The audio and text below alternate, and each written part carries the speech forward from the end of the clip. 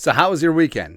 I got him. So, of course, this was a very big weekend for the Minnesota Vikings. That amazing come-from-behind win in Buffalo, signature win of the season. Kirk Cousins and Justin friggin' Jefferson and Dalvin Cook getting it done against the best defense in the National Football League in their building. Woo! Coming back. And, again, recency bias, sure, but that was the greatest regular season game in NFL history. I mean, it has to be in the conversation. It's top three. It ain't two or three. There you go. And then Monday night, one time, Taylor Heineke and the Commies get it done against the Eagles on Monday Night Football in their building, by the way. Also, I love all the narratives like, well, the Vikings on the road in Washington, they came back from a double-digit lead against the Commies, but whatever, they're the Commies. And then the Eagles the Eagles got handled. Let's be honest here. Like, the Eagles had the lead early in the game, sure, but the rest of the game, after the Commies got the lead, they got handled, man. Washington came to play, but all the national media jabroni haircuts just like, Philly, they had a tough game. Every team has a tough game, and maybe it's good that they lose because now they don't have the pressure of undefeated. Blah. It's just ridiculous. But the 1 seed is back in play. We did a video earlier in the day. The Vikings have a 40% chance to secure the 1 seed in the NFC. Eagles 41%, and the Vikings, 40%. 2 out of 5. That ain't bad, man, especially considering that the Vikings lost the head-to-head against Philly. By the way, if you think that the Vikings are the same team as week 2, get the hell out of here. Get the hell out of here, man. So we're going to chart a path that the Vikings can overtake the Eagles and secure that 1 seed. Looking forward at the game. So Vikings hosting the Cowboys. So the Cowboys are pissed off. They blew a 14-point lead in Green Bay. Mike McCarthy's whatever. The offense can't get anything going. The defense can't stop anyone. They're going to come in pissed off. And the Vikings can't have an emotional hangover, can't have that letdown, but I do think that they hold serve at home, so they move to 9-1 on the season. And yes, I could have the macro equation here, but I'm too lazy to do that right now.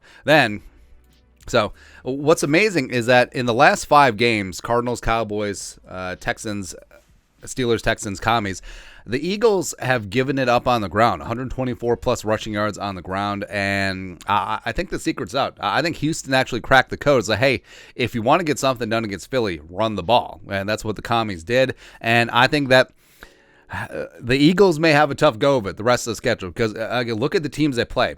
Colts, Jonathan Taylor-Thomas. Packers, Dillon and Jones, who's the best Aaron on the Packers offense. Nailed it. Titans, King Henry. Giants, Saquon. Bears, running back Justin Fields. The Cowboys, nailed it. Tony Pollard, and maybe they'll get Zeke back by then. The Saints, Kamara. Giants, Saquon again. So, coaches aren't dummies. Like, they've seen what works, and it's a copycat league, and you can get after even when Jordan Davis comes back for the Eagles, you can still get after him on the ground. So I think the Eagles are going to get punched in the mouth. Teams are going to run the ball on them. They're going to keep the ball away from Jalen Hurts and company. So, it could be tough. It could be tough. Now, I am going to give the Eagles the benefit of the doubt here, even though I probably shouldn't.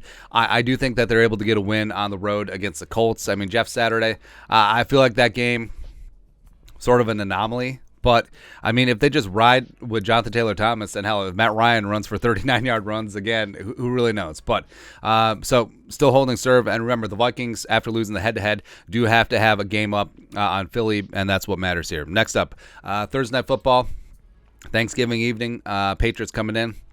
It's going to be a tough game. Belichick's going to have that team playing really well. Mac Jones is still Mac Jones. We'll see what Stevenson does, but I think the Vikings can secure that because, outside of the anomaly of the Vikings being underdogs against the Cowboys, except I think that's more about the voraciousness of Cowboys fans betting on their own team. The Vikings should be favored in every single game the rest of the way, especially when they got 5 out of 6 games at home. Now, Eagles hosting the Packers on Sunday Night Football. I don't think it's going to happen, but it's going to be so dirty that we have to root for the Packers to try and beat the Eagles. It's like, can they just tie? Ooh, actually, we'll take that. How about a tie? There you go. 9-1-1. Nah. All right. So the Eagles beat the Packers, which is fine. It's fine, man. Vikings host the Jets. Vikings host the Jets. Dumbest rivalry in sports history. But I think they get after Zach Wilson. I think he's too distracted. Lots of fantastic-looking mothers here in the great state of Minnesota. So Vikings win 11-1. Tennessee Titans.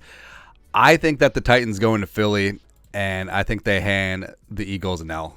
I do. Tannehill getting back. Treylon Burks is getting back. And, of course, they got King Henry. So I think Tennessee is starting to play some good ball. Plus, that defense is legit. I think that they go in and beat the Eagles there. Vikings on the road against Detroit. This ain't Detroit, man. The Super Bowl. I think they do not take the Lions lightly. I think they get a tough fought win there. So the Vikings move to 12-1 on the season. Eagles at the Giants, that's going to be tough. I mean, the Giants are 7-2 right now. They're not getting the respect, and I think that Daboll is going to have this team fired up. Plus, Daniel Jones is playing efficient football. Saquon Barkley is obviously, Saquon's playing at MVP level very quietly, man. So I think that the Giants do get a win here. So the Vikings are now 2 games clear of the Eagles, which is what they need to do. So if the Vikings get in this spot, final quarter of the season, and then can they close things out? All right, so we'll say they beat the Colts. Just screw them. All right, so we'll get here. All right, so it's 14-1. That wraps up the Vikings' home schedule. Again, 5 out of the next 6 games are at home. It's amazing. Now the Eagles at the Bears. I think that the Bears could give them fits, especially Justin Fields playing out of his mind. But we'll say that that's a win for Philly there. And then they're at the Cowboys. I mean, division games, especially on the road, not a gimme. It's not a gimme, man. So we'll actually say that the Eagles stumble there. And we pointed out that this little quadrant of Titans, Giants, Bears, Cowboys, where you got 3 games on the road. I mean, they could drop a couple games here, 2, maybe 3. If things go right, maybe 4. Probably not, but I mean, if the Eagles trip up twice here, I think the Vikings do have a serious opening. So now you go into the final 2 weeks of the season, the Eagles cannot catch you. I mean, the best that they could do is 13-4. Vikings already got 14-1 secured, so maybe they just play the backups, but then the backups just F around and beat the Packers and the Bears too.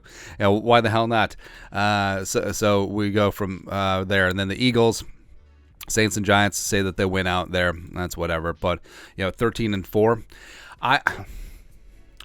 Obviously this rose-colored glasses with the Vikings, but I mean, this is how this is a potentially very realistic run out for the Eagles because I think that they got exposed a little bit. Well, they got exposed a little bit the first half against the Texans. I think they certainly got exposed by the Commies. They cannot stop the run, and I mean, if you can get some turnovers off of Hurts and company, yeah.